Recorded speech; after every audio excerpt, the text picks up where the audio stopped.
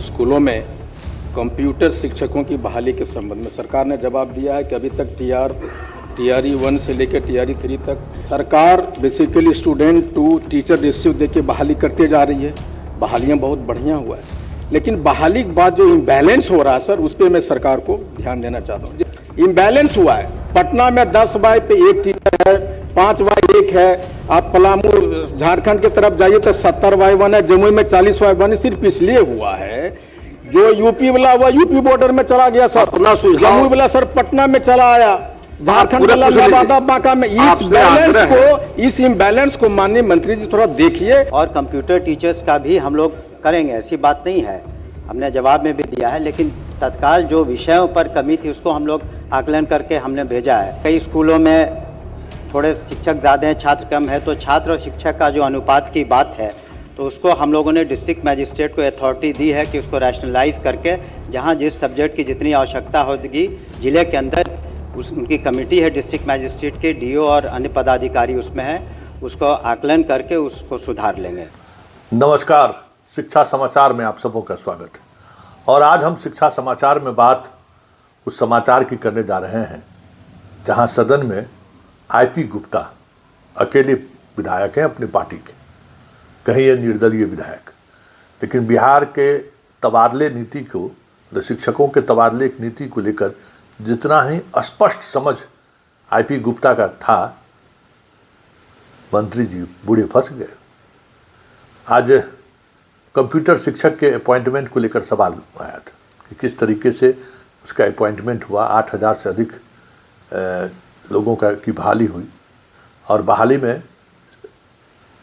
सुदूर गांव में भी पोस्टिंग हुई, छोटे छोटे कस्बों में भी पोस्टिंग हुई, लेकिन इस तबादले नीति में अधिकांश कंप्यूटर शिक्षक अपने स्कूल से पटना और बड़े शहरों के बीच आ गया।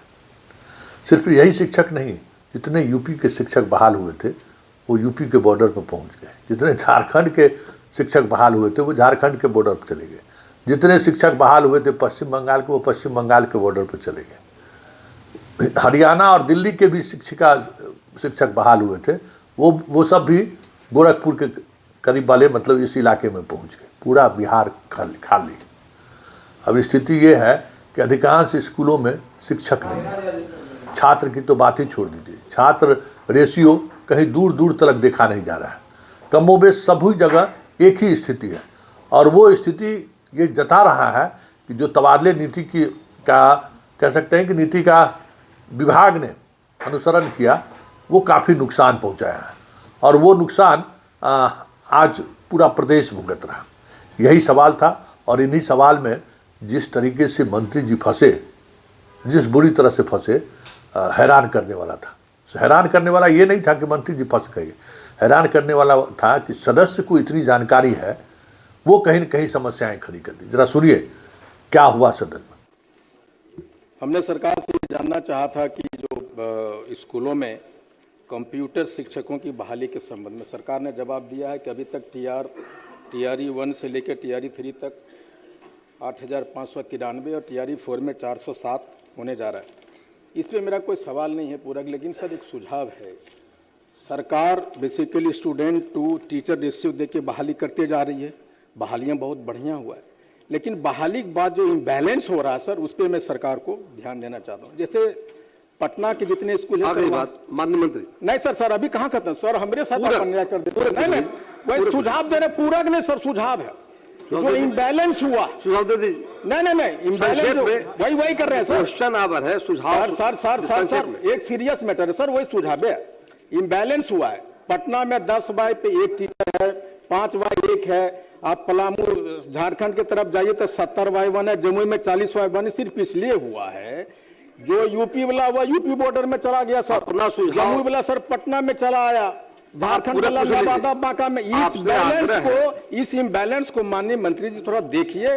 और ये जो बहाली टीचर वाला हो रहा है ना, इतना जो भर भर के आ गया जमुई वाला, यहाँ उन्हीं लोगों में शिक्षित कीजिए, कंप्यूटर का बहाली उसको कीजिए। माननीय अध्यक्ष महोदय, विषय को लंबा मत कीजिए, संक्षेप में पूरा पूछना चाहिए और मेंबरों का क्वेश्चन भिजवाएगा। आप बोले अनुमति देंगे तब, अनुमति दी आपको हमने, अनुमति दी आपको हमने, हमसे अनुमति पहले लीजिए, हम बुलवाएंगे। हाँ देंगे, पहले उनका खत्म तो पहले हो। माननीय मंत्री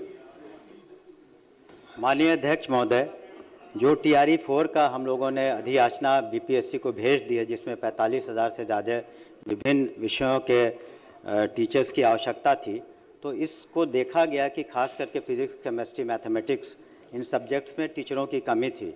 तो इस वजह से इसको हम लोगों ने प्रथम सूची में रखा और उसको प्रायोरिटी दी है कि ये लोग पहले हो जाएं, उसके बाद हम लोग, ये एक सतत प्रक्रिया है नियुक्ति, और कंप्यूटर टीचर्स का भी हम लोग करेंगे, ऐसी बात नहीं है, हमने जवाब में भी दिया है। लेकिन तत्काल जो विषयों पर कमी थी उसको हम लोग आकलन करके हमने भेजा है।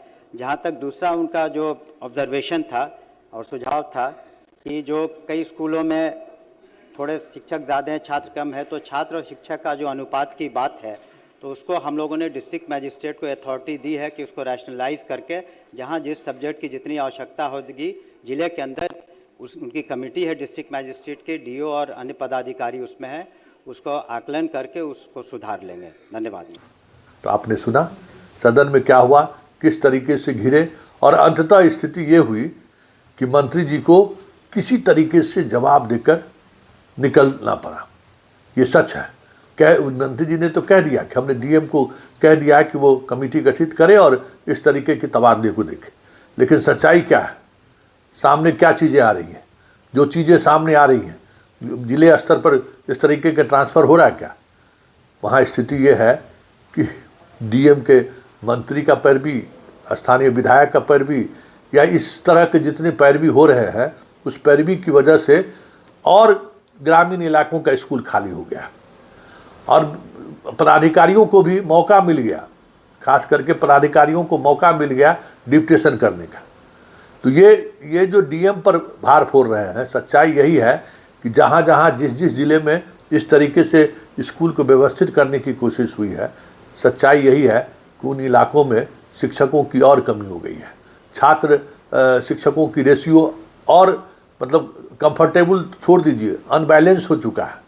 इसलिए DM के सहारे अगर मंत्री जी इस पूरे ट्रांसफ़र की कवायद को इस तरीके से देखना चाहेंगे, तब तो फिर स्कूल में ताला लगने से कोई रोक नहीं सकता है, क्योंकि DM सबसे ज़्यादा दबाव में रहता है। स्थानीय विधायक, मंत्री, स्थानीय जनप्रतिनिधि, पत्रकार, सब का दबाव DM पर रहता है। और ऐसी स्थिति में DM से आप बहुत फेयर की उम्मीद करिएगा तो वो बड़ा मुश्किल है। तो इसका लाभ क्या हो रहा है? लाभ शिक्षा विभाग के पदाधिकारी उठा रहे हैं। DM कह दे रहे हैं कि जाइए आप कर लीजिए। जैसे ही ये अनुमति दी जाती है कि आप कर लीजिए, कि डिप्टेशन शुरू हो जाता है। और डिप्टेशन का हाल ये है कि अभी मैट्रिक की परीक्षा में हजारों शिक्षकों को मैट्रिक की परीक्षा में शामिल होने के लिए डिप्टेशन किया गया, और अधिकांश शिक्षक शिक्षिका पूरे परीक्षा के दौरान उस स्कूल में झांकने तक नहीं गए। तो आज मंत्री जी कह सकते हैं कि बुरे फंसे हो, लेकिन मंत्री जी बुरे फंसे ये तो बात की बात है। सबसे बड़ी बात यह है कि मंत्री जी को ये जानकारी रहने के बावजूद भी कि जिस उद्देश्य से इतने बड़े स्तर पर शिक्षकों की नियुक्ति हुई थी, आज वो नियुक्ति पूरी तौर पर कह सकते हैं कि सरकार वेतन बांट रही है। स्कूल जहाँ, गांव का स्कूल जहाँ पहले था, वही स्कूल, वही गांव में स्थिति वही है। स्थिति जो शिक्षक लोग गए थे, एक रौनक आई थी गांव में, वो सारा रौनक खत्म हो चुका है।